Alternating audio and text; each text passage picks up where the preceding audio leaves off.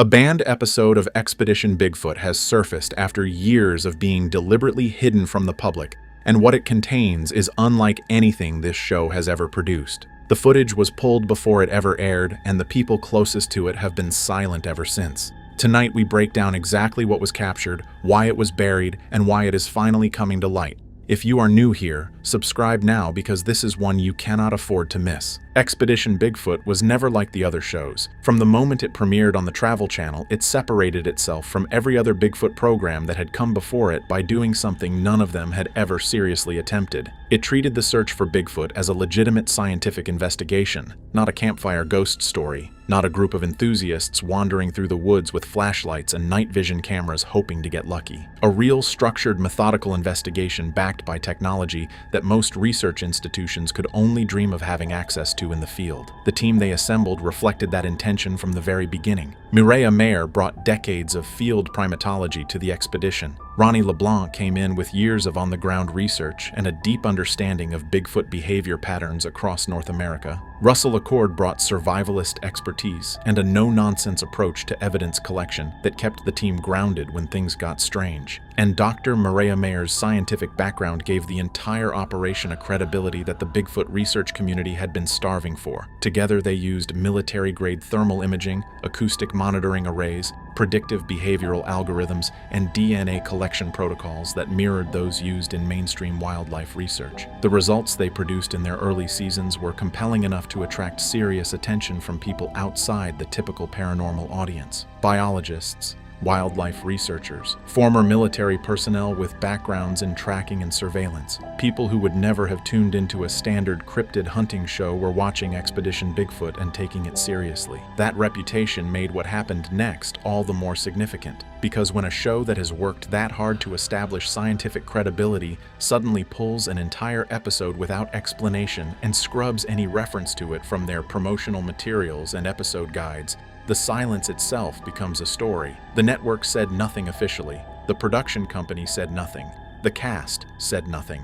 An episode that should have aired simply did not, and the space it left behind was filled with questions that nobody in an official capacity was willing to answer. That silence has lasted for years. Until now. The banned episode was filmed during what multiple sources close to the production have described as the most intense and unsettling expedition the Expedition Bigfoot team had ever undertaken. The location was deep in the Pacific Northwest in a stretch of wilderness that the team's behavioral analysis software had flagged as one of the highest probability zones for Bigfoot activity on the entire continent. The algorithm they used cross-referenced historical sighting reports, terrain mapping, food source availability, water proximity, and seasonal migration patterns to identify corridors where the likelihood of an encounter was statistically significant. This particular location had scored higher than anywhere they had ever investigated before, and the production team made the decision to commit significant resources to the expedition as a result. They brought in additional equipment. They extended the planned timeline in the field. They brought in a consulting scientist who had not appeared on the show before and whose involvement was never publicly announced or credited. By all accounts, the early days of the expedition were unremarkable. The team set up base camp,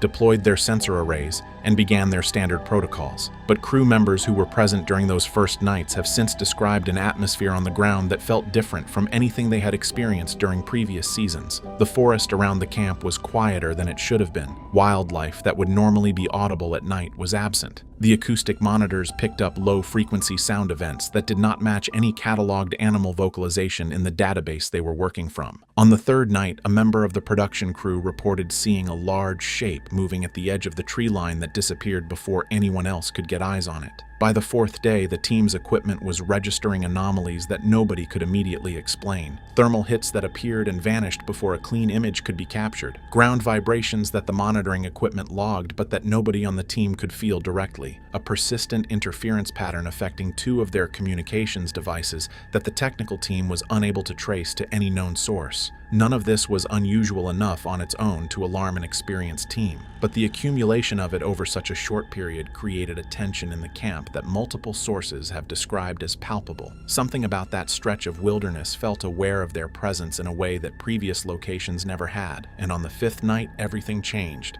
What the cameras captured on that fifth night is the reason this episode was pulled, and the reason everyone connected to it has spent years refusing to discuss it publicly. The thermal imaging unit positioned on the north-facing slope of the ridge above base camp registered a heat signature at approximately 2:17 in the morning that the team's scientist later described in a private communication as the single most significant thermal event ever recorded in the context of Bigfoot research. The signature was bipedal. It was massive. The estimated height based on the imaging data placed the figure at somewhere between 8 and 9 feet tall, with a shoulder width and body mass that ruled out any known North American predator or primate. The figure moved through dense forest at a pace that should have been impossible given the terrain. No stumbling, no hesitation.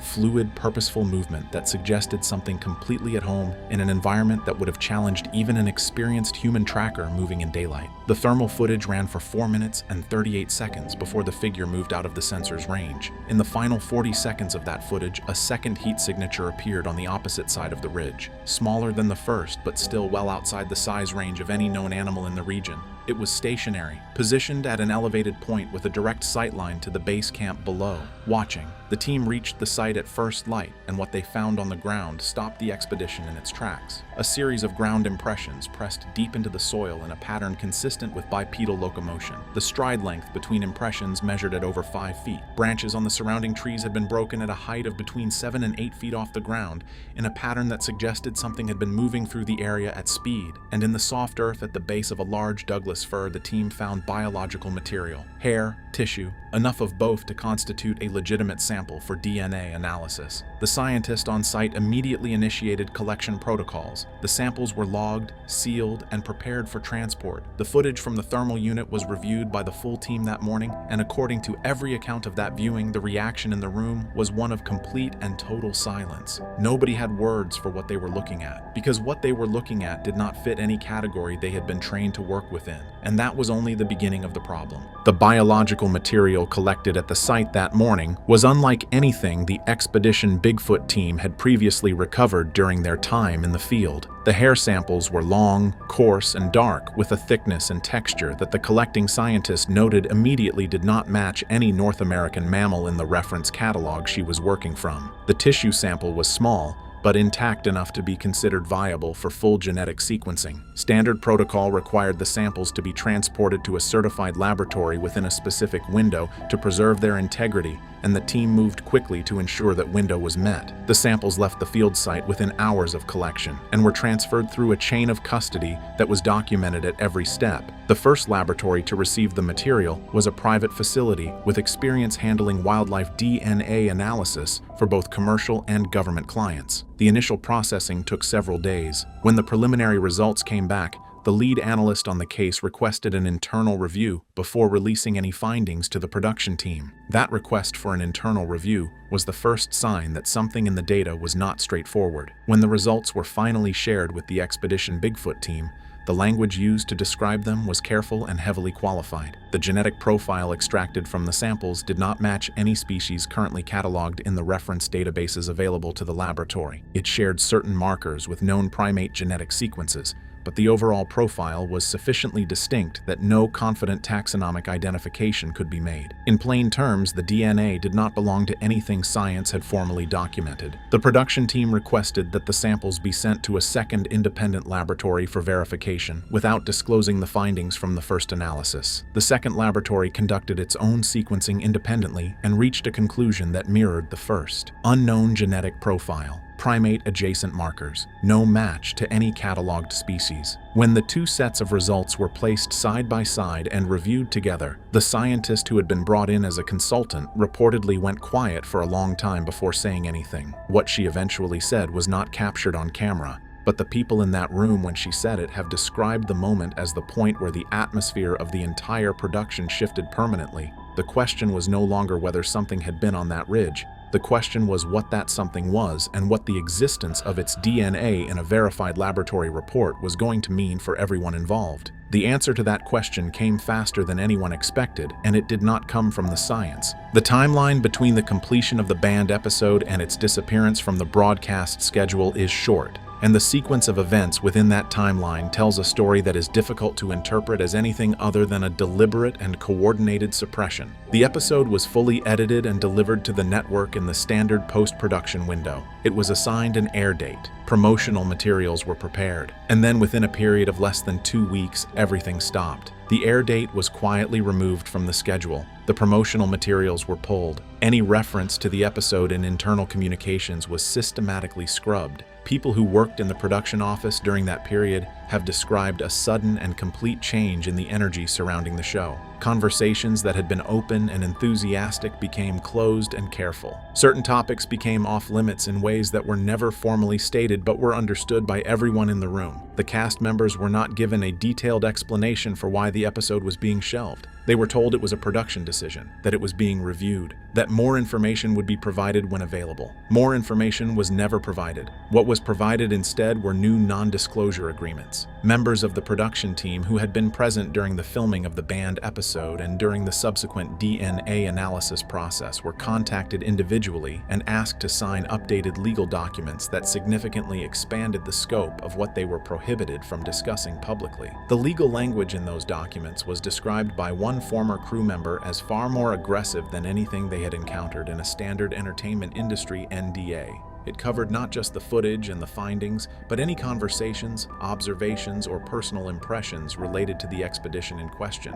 The involvement of outside parties in the decision to pull the episode has never been officially confirmed, but the circumstantial evidence pointing in that direction is substantial. The speed with which legal documents were prepared and distributed suggests that the process was initiated by someone with significant resources and a clear sense of urgency. The network itself has never publicly addressed the missing episode. When pressed by fans and researchers in the years since its disappearance, the standard response has been a variation of no comment or a flat denial that any such episode exists. That denial has only deepened the suspicion of the research community, because the evidence that the episode was filmed, completed, and scheduled is substantial enough that the denial itself requires a level of institutional commitment that goes well beyond standard content management decisions. Something or someone wanted this buried, and they had the reach and the resources to make it happen. In the years since the banned episode disappeared from the broadcast schedule, a small number of individuals connected to the production have attempted to bring what they knew into the public domain. None of them got very far. The pattern that emerges when you look at these cases side by side is consistent enough to suggest that the suppression of this information did not end when the episode was shelved. It has been actively maintained ever since. The first credible attempt to go public came approximately 8 months after the episode was pulled. A former crew member who had been present during the filming and the subsequent DNA review began communicating with a researcher in the Bigfoot community who had been publicly asking questions about the missing episode.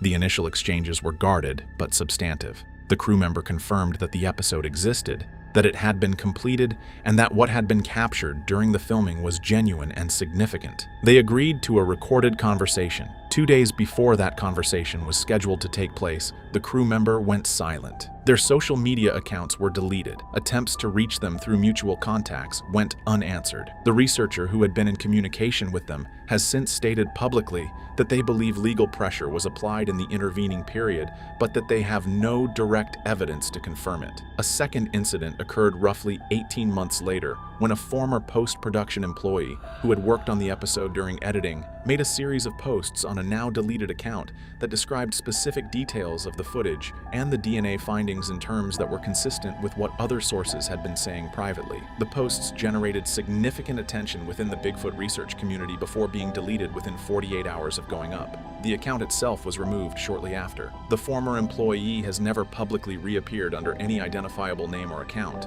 A third and more recent attempt involved a former consultant connected to the laboratory that processed the initial DNA samples. This individual gave a partial interview to an independent researcher in which they confirmed that anomalous results had been produced from samples connected to a wildlife documentary production, but declined to be more specific. When the researcher attempted to follow up for a second conversation, the consultant stated that they had been advised not to continue and ended all communication. Each of these cases follows the same arc: initial contact, partial disclosure, sudden and complete silence. The timing in every instance suggests external intervention rather than a change of heart, and the consistency of the pattern across multiple individuals over multiple years points to something more organized than a network simply hoping an embarrassing production decision would be forgotten.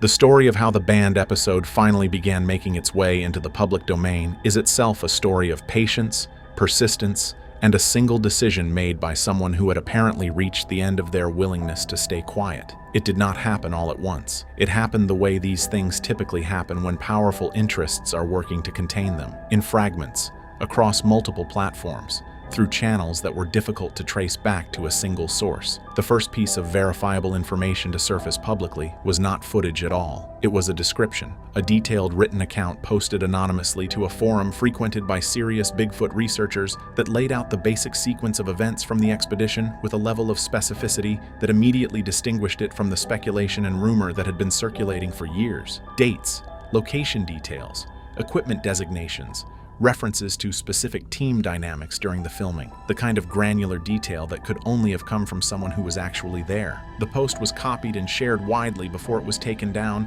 and the copies that survived became the foundation on which subsequent investigations were built. Several months after that initial post, a short clip of what was described as thermal footage began circulating through private channels within the research community. The clip was low resolution, apparently captured from a screen rather than exported directly from the original file. But what it showed was consistent with everything that had been described in the anonymous written account: a large bipedal heat signature moving through dense forest. The clip lasted less than 30 seconds, but it was enough to shift the conversation from rumor to something that demanded a more serious response. Attempts to have the clip authenticated were complicated by its quality, but two independent analysts who reviewed it stated that nothing in the footage was inconsistent with a genuine thermal imaging recording and that the signature it showed did not match any known animal. The production company issued a statement in response to the circulating clip that neither confirmed nor denied its authenticity, but described the sharing of proprietary production materials as a potential legal violation. That statement was notable for what it did not say. It did not say the footage was fabricated. It did not say it was from a different production. It addressed the distribution of the material without making any claim about what the material actually was. To many in the research community, that carefully worded non-denial was more revealing than an outright confirmation would have been.